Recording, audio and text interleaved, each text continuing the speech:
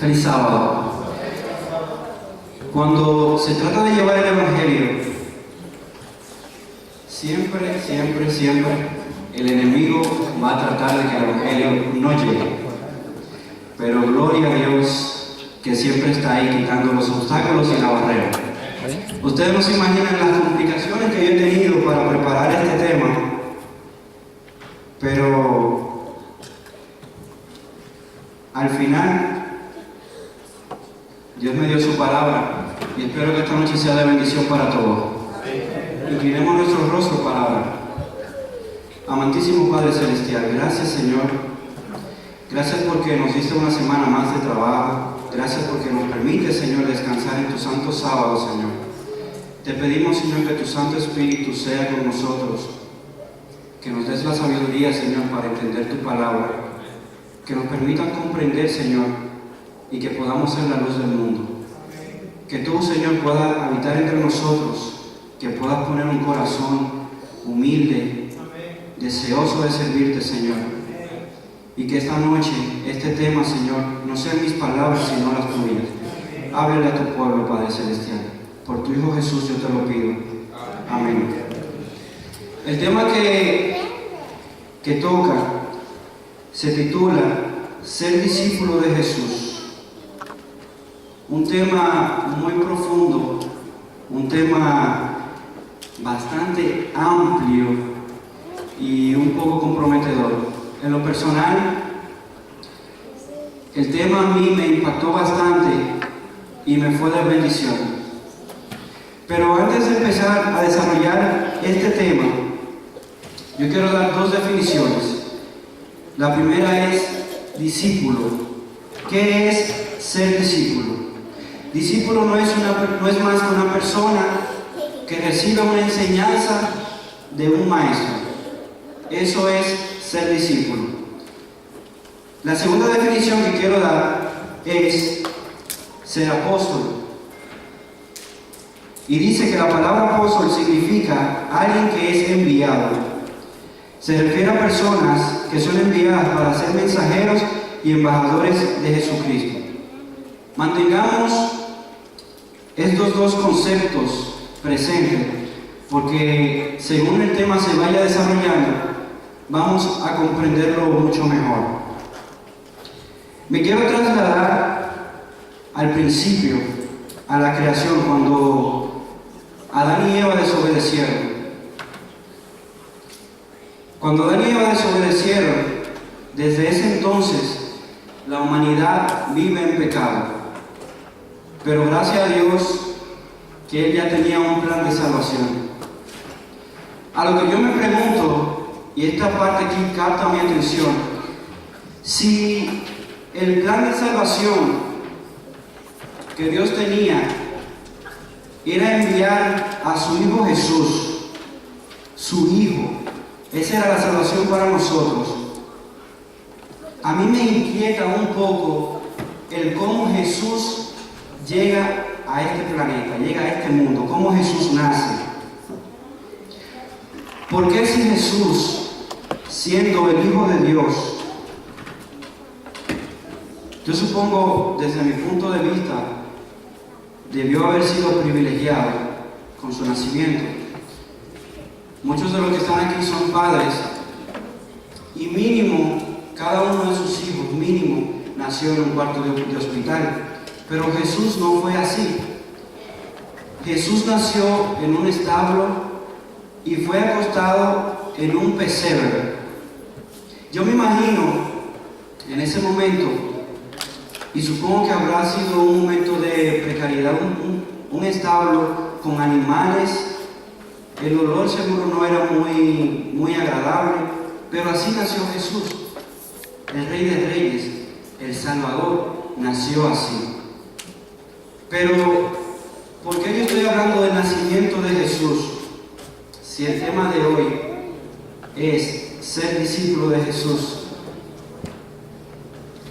más adelante lo van a comprender. Así que no sean curiosos.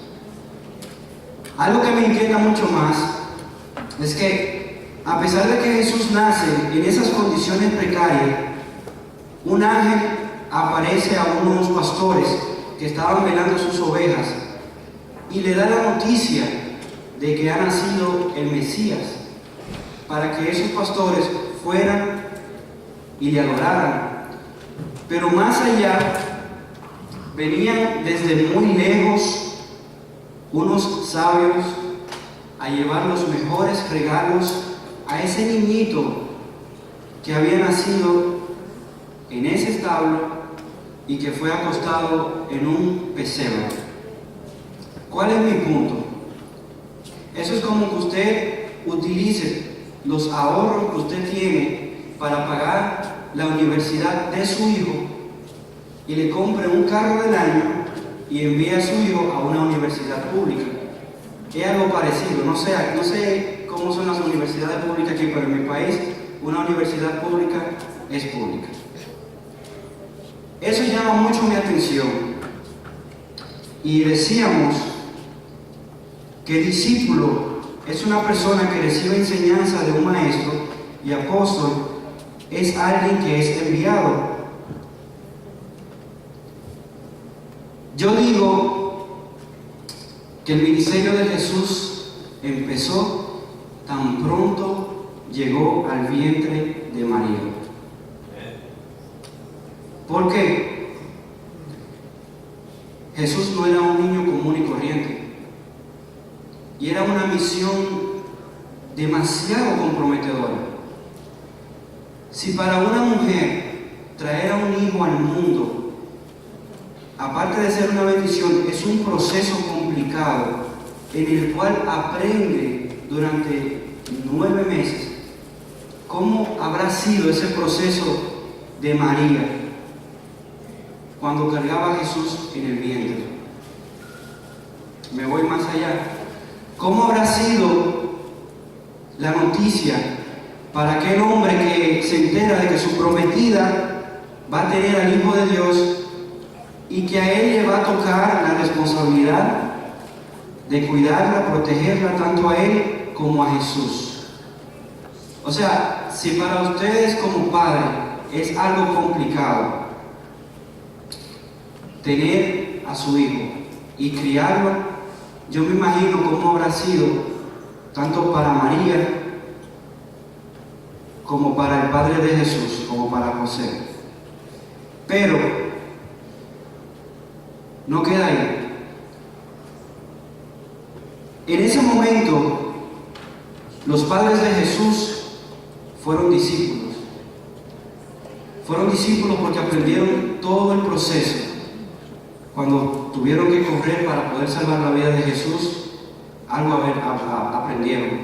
Cuando Jesús nació, yo me imagino que las características de Jesús no eran como las de un niño normal. Yo supongo que tanto para sus padres como para los familiares o las personas que anduvieron alrededor de Jesús, fue de bendición estar alrededor de ese niño. Y estoy casi seguro que aprendieron de ese niño. Pero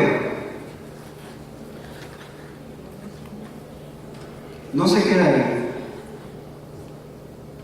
Las personas en esa época esperaban a Jesús de una manera distinta. O sea, la mayoría rechazaban a Jesús por la familia que él tenía.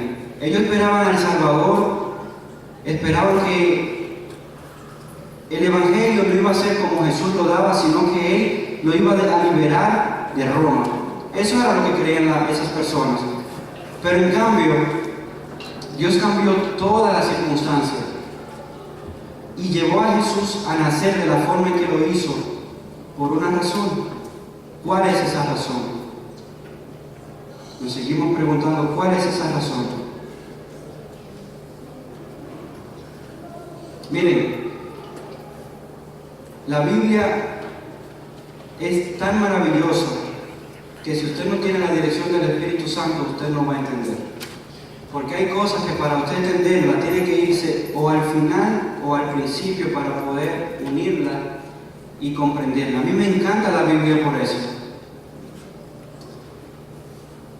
Yo digo que El nacimiento de Jesús fue la primera enseñanza que Él dio durante todo su ministerio.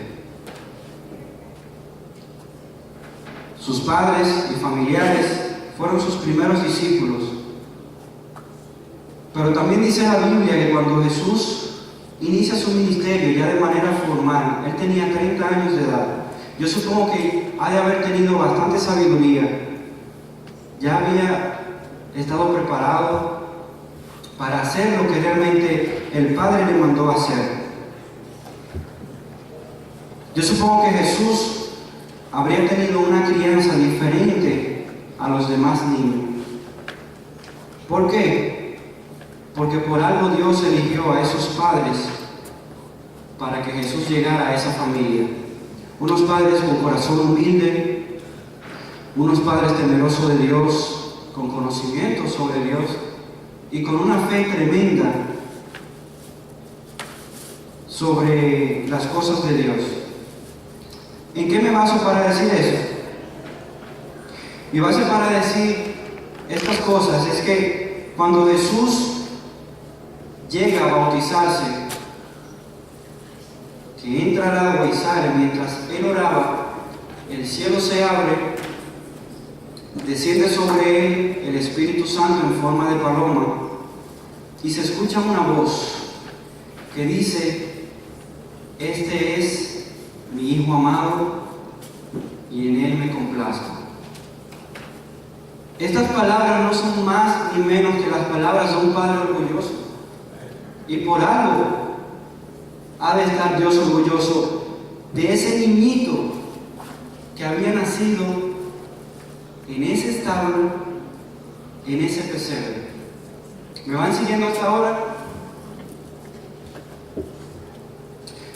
Pero luego del bautizo, Jesús es llevado al desierto y pasa por un sinnúmero de tentaciones, un sinnúmero de pruebas, al igual que nosotros. Y a todas esas tentaciones, Jesús las aprobó, las libró. Yo me pregunto, ¿cuántas batallas tenemos nosotros día a día siendo simples cristianos, sin la misión que tenía Jesús? Si para nosotros a veces es difícil una prueba, ¿ustedes se imaginan la situación en la que pudo haber estado Jesús en el desierto? Yo no sé ustedes, pero yo creo que Jesús se vio más apretado que el botón de esta corbata durante estuvo en el desierto. Pero libró. Y la palabra de Dios dice, que cuando Él volvió a Galilea, volvió lleno del Espíritu Santo. Su fama crecía y Él enseñaba en la sinagoga. Hacía milagros. Todos le seguían. Me vuelvo a trasladar a aquel momento y yo supongo que en aquel grupo de esas personas había de toda clase de personas, como hoy en día. Tal vez unos lo seguían simplemente por el milagro, tal vez otros lo seguían simplemente para ser alimentados, otros tal vez curiosidad, tal vez allá habían personas de un corazón arrogante, personas orgullosas, de todo tipo de personas, pero aún así le seguían por una causa. Pero lo que a mí me impresiona es que Jesús todavía, siendo el Hijo de Dios, y aparte de nacer en esas condiciones precarias, Él no rechaza y no rechazó a nadie en aquel entonces. Mientras que nosotros, lamentablemente, juzgamos. Y me pregunto, ¿por qué si Dios, siendo Dios, no juzga, tenemos nosotros que hacerlo? Yo supongo que en algún momento Jesús se volvió discípulo. volvió discípulo. Y lo que pasó en el desierto, yo diría que fue su examen final para prepararse, para luego llevar la luz y hacer la obra de su Padre. Pero también llega el momento en el que él se convierte en apóstol, que es llevar el mensaje de Dios, hacer las cosas de Dios, llevar la doctrina de Dios. Y nosotros lamentablemente como cristianos muchas veces no estamos haciendo eso. No entendemos el concepto de estar aquí. Como cristianos muchas veces queremos llevarle el Evangelio a personas que tal vez no lo necesitan tanto como otras, por así decirlo. Pero en cambio, quien verdaderamente necesita el Evangelio, quien verdaderamente está perdido en el mundo, lo juzgamos y lo rechazamos. Entonces, ¿estamos haciendo la obra de Dios? Yo creo que seguimos siendo discípulos y seguiremos siendo discípulos eternamente, porque hay cosas que tenemos que aprender todavía más y más durante la eternidad. Pero tiene que haber el momento de que también seamos apóstoles y que llevemos lo que ya hemos aprendido, para que los que necesitan ese evangelio se conviertan en discípulos, como Jesús dijo. Ir y hacer discípulos a las naciones. Y esos que reciban el evangelio en algún momento también deberán convertirse en apóstoles, para así ir haciendo la obra de Dios. Esto no fue hecho sin un plan. Esto fue hecho de una manera muy organizada. Y es lo que más me impacta de toda esta historia. Pero lamentablemente tenemos que seguir orando por tener un corazón como el que tenía Jesús. Un corazón que esté dispuesto a aprender. Un corazón que esté dispuesto a ser discípulo. Un corazón que esté dispuesto a no rechazar, a perdonar.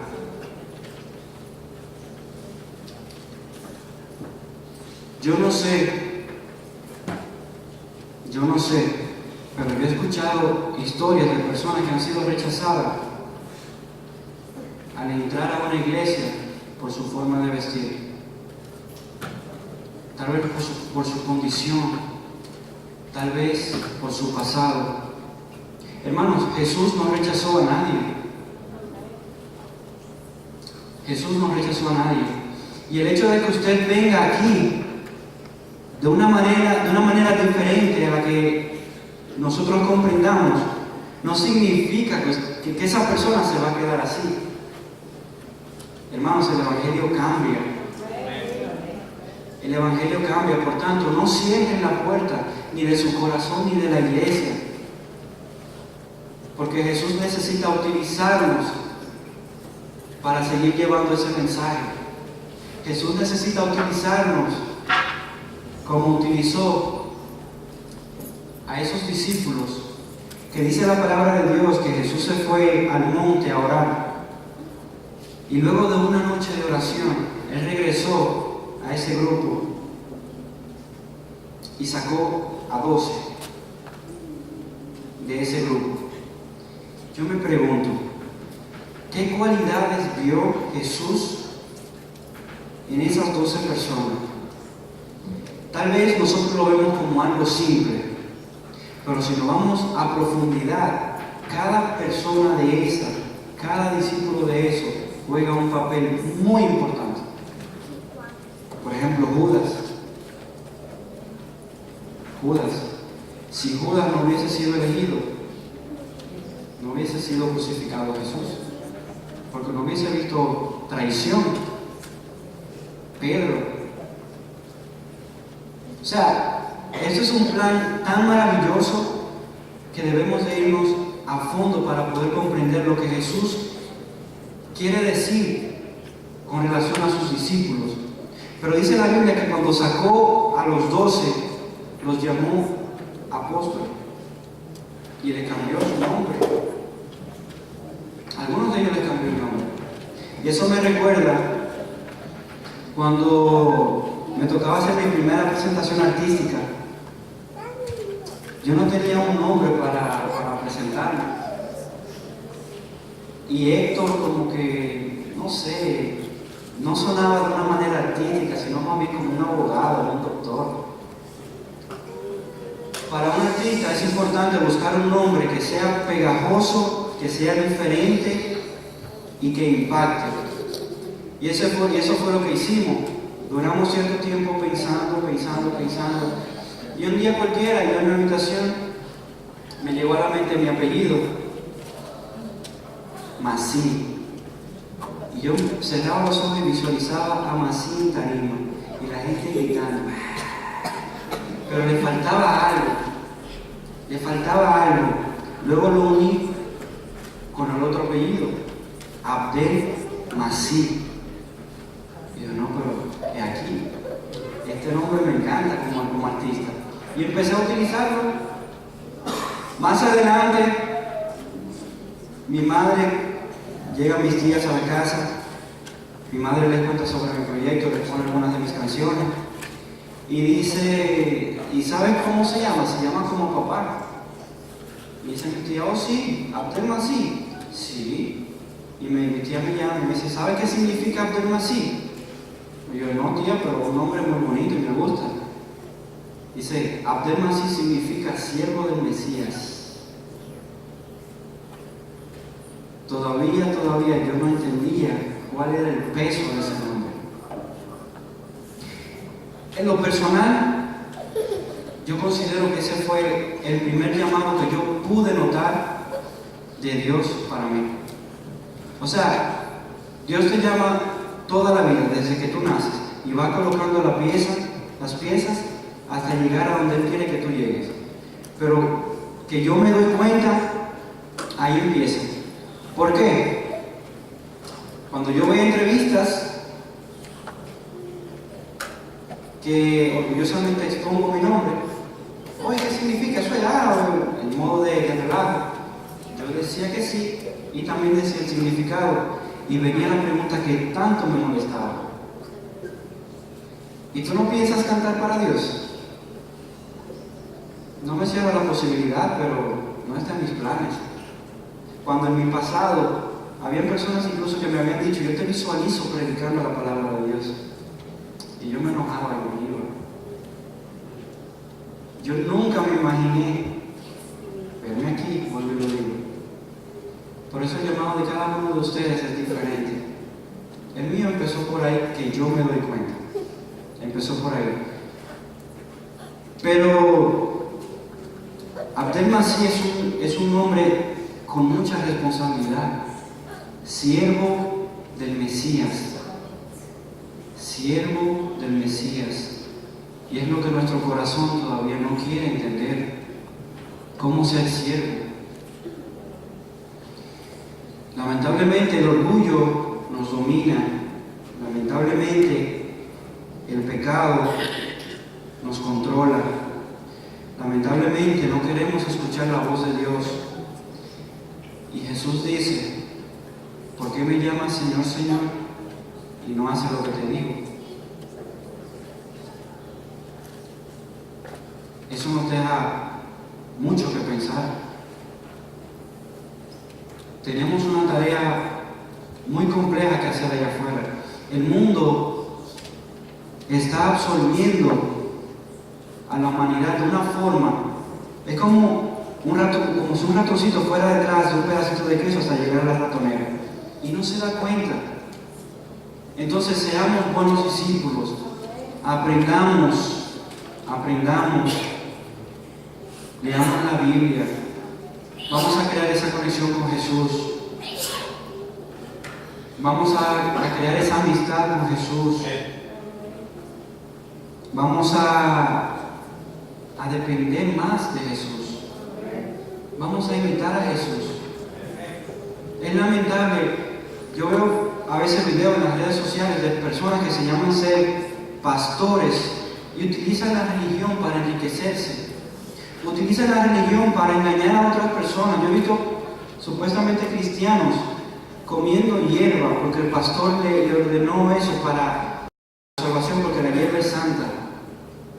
O sea, se necesita ser muy perverso de corazón, pero también se necesita ser muy ignorante para no leer la Biblia y saber que ahí no está escrito nada de eso. Por eso lo dice la palabra, escudriñad las Escrituras para que no sean engañados.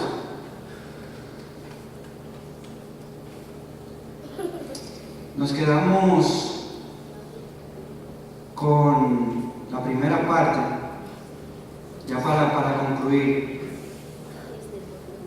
Me gustaría que... Yo había dicho que Jesús nació en una forma precaria, siendo el Rey de Reyes.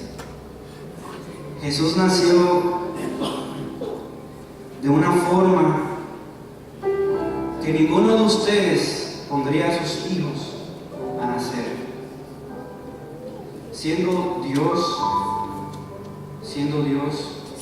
vino como hombre a enseñarnos cómo se ha de hacer las cosas para tener un mejor estilo de vida, para vivir en armonía con Dios, para ser de agrado para Dios. Pero nosotros nos empeñamos en rechazar a otros. No rechaces, no juzgues. No seas así. No es lo que hace un cristiano.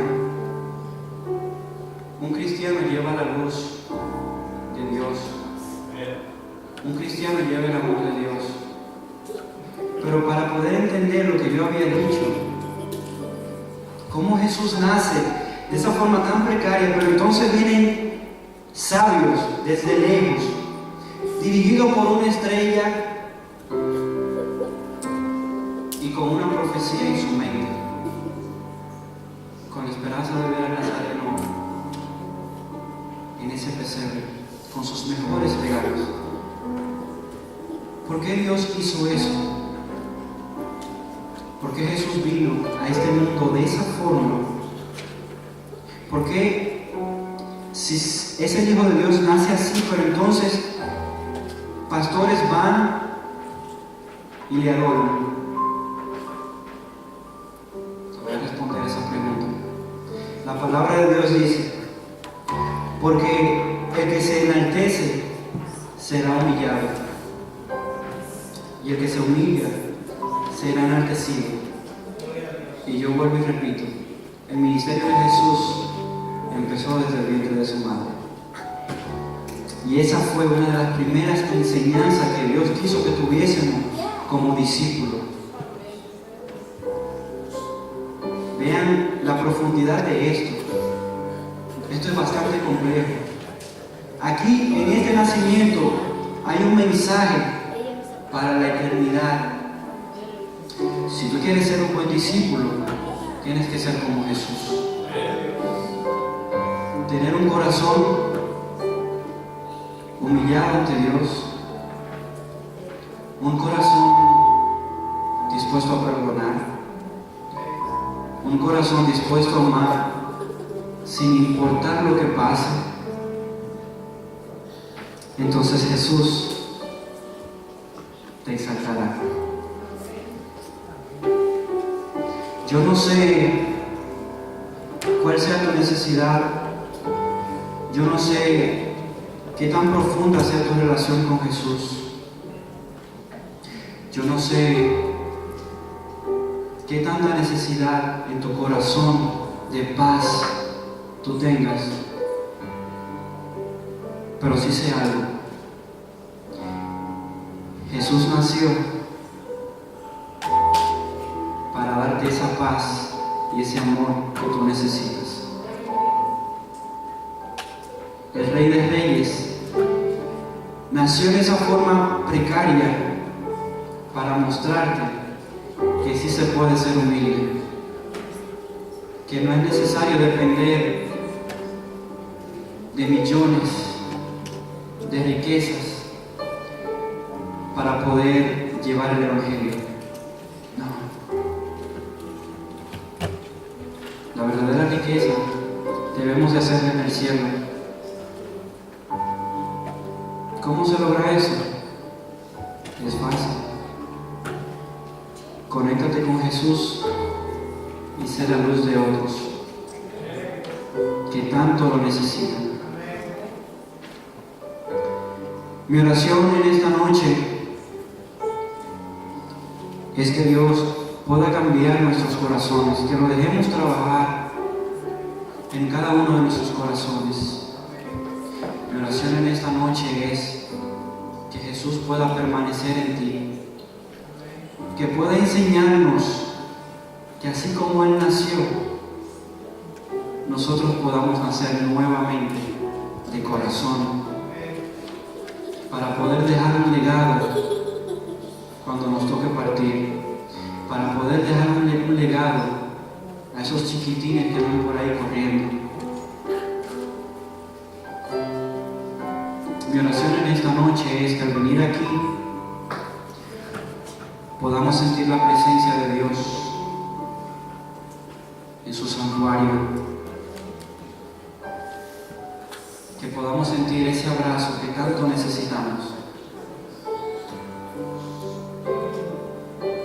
No desmayes, la carrera aún no termina, aún nos toca mucho por aprender,